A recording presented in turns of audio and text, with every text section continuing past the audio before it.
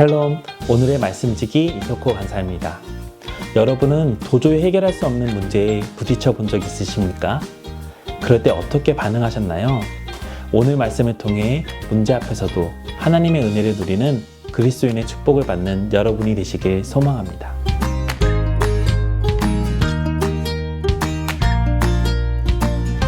오늘 본문에는 느부갓네살의 아들인 벨사살 왕이 등장합니다.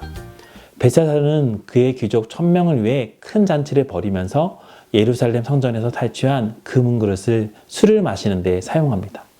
뿐만 아니라 벨사살 왕과 귀족들은 예루살렘 성전의 그릇들로 술을 마시면서 금, 은, 구리, 쇠, 나무, 돌로 만든 신들을 찬양하기까지 합니다.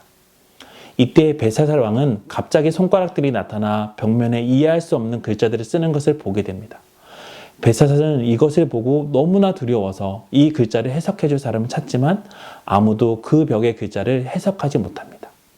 하나님의 성전 기물을 업신여기고 하나님 앞에서 우상들을 찬양했던 그 교만함과 오만함은 순식간에 사라지고 벨사살은 두려움과 공포에 사로잡혔습니다. 이때 벨사살 왕이 느꼈던 두려움은 무릎이 서로 부딪힐 정도로 다리가 떨리고 뼈마디가 녹는 것 같은 두려움이었다고 성경은 표현하고 있습니다. 벨사살은 이것을 해석하는 사람을 바벨론의 세 번째 통치자로 삼겠다고 했지만 바벨론의 모든 지혜자들 중에 아무도 해석할 수 있는 사람은 없었습니다. 힘과 지혜와 같은 그 어떤 자신의 방법으로도 해결할 수 없는 상황에서 벨사살 왕이 할 수 있는 최선은 무엇이었을까요? 그가 만약 하나님을 알았다면 그는 어떻게 할 수 있었을까요? 하나님을 사랑하고 하나님을 믿는 우리에게 벨사살 왕처럼 도저히 해결할 수 없는, 이해할 수 없는 문제가 생길 때 우리는 어떻게 해야 할까요? 그 문제 앞에 가장 지혜로운 방법은 하나님께로 돌아가는 것입니다.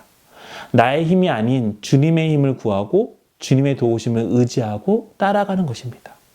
이와 같이 그 누구도 해결할 수 없는 문제에 부딪힌 벨사살 왕에게 그의 왕비는 느부갓네살 왕의 꿈을 해석해 주었던 벨드사살이라고 불리는 다니엘을 추천합니다. 거룩한 신들의 영이 있는 사람, 명철과 총명과 지혜가 신들의 지혜와 같은 사람인 다니엘이라면 아무도 풀 수 없었던 이 글자 해석을 할 수 있다고 확신했기 때문입니다. 벨사살 왕이 지금 할 수 있는 유일한 방법은 왕비가 추천한 다니엘을 불러 해석을 듣는 것이었습니다. 우리의 삶도 마찬가지입니다. 내 힘으로 할 수 없는 일을 만났을 때 우리는 하나님을 찾아야 합니다. 하나님의 도우심을 구해야 합니다. 나의 힘이 아닌 성령의 힘으로 살아야 합니다. 바로 그것이 하나님의 사람으로 살아가는 삶의 지혜입니다. 그리스도인의 삶은 내가 사는 삶이 아니고 나의 힘으로 사는 삶이 아닙니다. 그리스도인의 삶은 내 안에 그리스도가 살 때 살 수 있는 삶입니다. 하나님의 은혜와 사랑 속에 살아가는 하나님과 동행하는 기쁨을 누리는 하루가 되길 기도합니다.